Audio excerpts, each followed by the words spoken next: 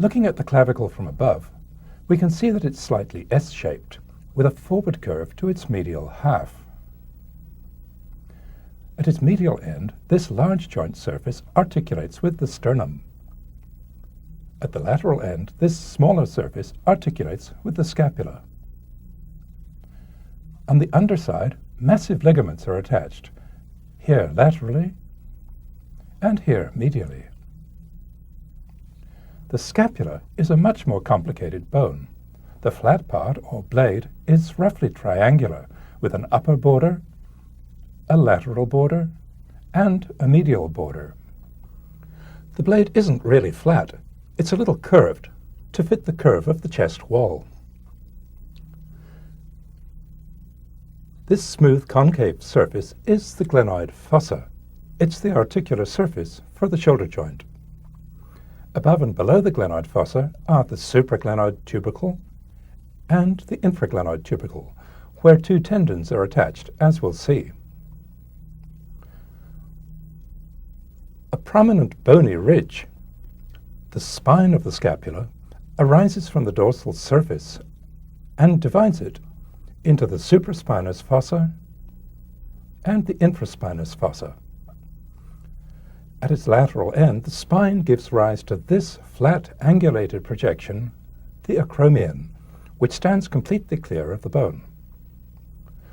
The clavicle articulates with the scapula here at the tip of the acromion. This other projection, looking like a bent finger, is the coracoid. Now let's look at the shoulder joint. To understand the shoulder joint, let's get acquainted with the upper half of the humerus. This is the head of the humerus. The articular surface is half of a sphere.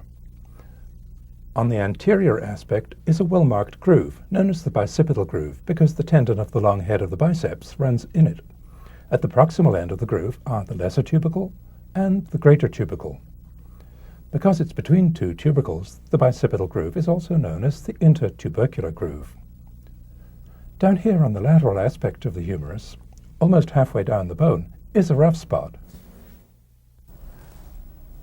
Now let's look at the bones, starting with the humerus. We've looked at its proximal end already. Now let's see the distal end. It's flattened from front to back, with a complicated articular surface and two prominent lumps, the medial epicondyle and the lateral epicondyle. These are major muscle origins, as we'll see. Above each epicondyle is a ridge, the epicondylar ridge. Here's the lateral one. The articular surface is in two parts. The pulley-like trochlea articulates with the ulna. The rounded capitulum articulates with the radius. Now we'll add the radius and the ulna to the picture. The big hollow on the back of the humerus, the olecranon fossa, accommodates the end of the ulna, the olecranon, in full extension. Now let's look at the two forearm bones, the radius and the ulna. They're different in that the ulna is bigger proximally, the radius is bigger distally. They're also different in that the radius rotates, the ulna doesn't. The two proximal ends of the radius and the ulna. We'll look at the ulna first. The main feature of the proximal end of the ulna is this large curved articular surface. The curve that it forms is called the trochlear notch. It articulates with the trochlea of the humerus. The very proximal end of the ulna is the olecranon. The triceps tendon is attached to it. This projection is the coronoid process. Distal to it, this rough area, the ulnar tuberosity, marks the insertion of the brachialis tendon. This small curved surface, the radial notch, is where the head of the radius articulates. This is the head of the radius. This is the neck. The end of the head articulates with the capitulum of the humerus. Its curved side articulates partly with the radial notch of the ulna and partly with the ligament that surrounds it, as we'll see. Just distal to the neck is the radial tube, shortly the triangular fibrocartilage. The pointed tip of the ulna is called the ulnar styloid. The broad distal end of the radius has two articular surfaces. This large one articulates with the proximal row of carpal bones. This small surface articulates with the ulna. This point is the radial styloid. The radiocarpal joint and the midcarpal joint. To understand them, let's look at the bones. We'll look at them this way up. 8 small carpal bones form the carpus.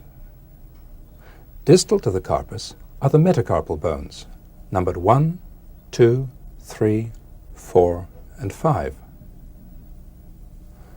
The carpal bones are in 2 rows, a proximal and a distal.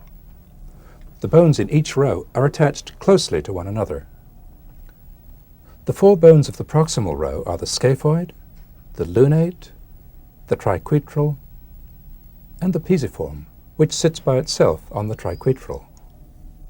The scaphoid, the lunate, and part of the triquetral articulate with the distal end of the radius to form the radiocarpal joint.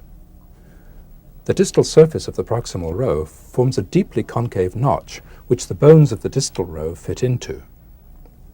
The bones of the distal row are the trapezium, the trapezoid, the capitate, and the hamate.